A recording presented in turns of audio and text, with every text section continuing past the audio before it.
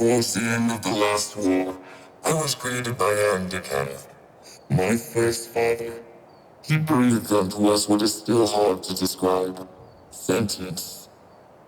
As a creation of war, I was put on the battlefield in the southern forest of Xen'drik.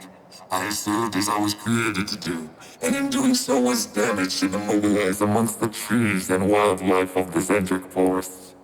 The battle had ended, and I was there, for years, awake.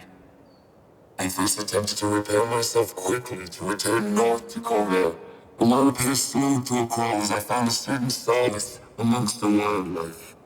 I observed them. I cared for them. I wanted to be them. Alive. The local flora blossomed and died and blossomed again. The animals went about their natural cycle. Then there was a peculiar direwolf. Strange place to be in this forest, but he sat there, observing me. For months this direwolf would come and go, and he seemed to be observing the land as I was, not showing the disinterest I had seen with most other wildlife, until one day it sighted my refuge, and spoke. This is when I met my second father, Adriel Shepherd. Adriel was human. He was an older man, though he never shared his age with me. He said he had been wandering and stumbled upon me one day. Unbeknownst to me, he stated he'd been watching me for some time now. Some days he passed as a brown bear, some days as a swallow. He said he even made home of my body once with his web as a spider, and was impressed I had not shooed him away. He called me the machine of the woods, and decided he would take it upon himself to imbue in me his knowledge of the natural world. He said there was something so peculiar and wonderful about this symbiosis of life and non-life he had seen with me throughout the years.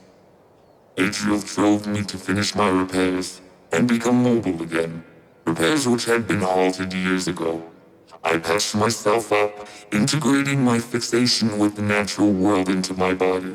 Stone, wood, moss could make me fit in this world, I thought. A world I wanted to be a part of the natural world. If I had to leave my refuge, I would bring some of my refuge with me. For years, Adriel and I traveled through different landscapes. We ventured all through the corners of Aarren and dreamed of going further. He would write down his findings of local flora and fauna in his enormous tome he called his life's work, and he would teach me everything he knew. He taught me his poetic ways based on his knowledge of the circle of the moon. I felt alive. Not only could I cover myself in life, but I could seemingly become life. He viewed me as an apprentice, and, more importantly, a friend. Something I had not had in my past life as a soldier in the last war.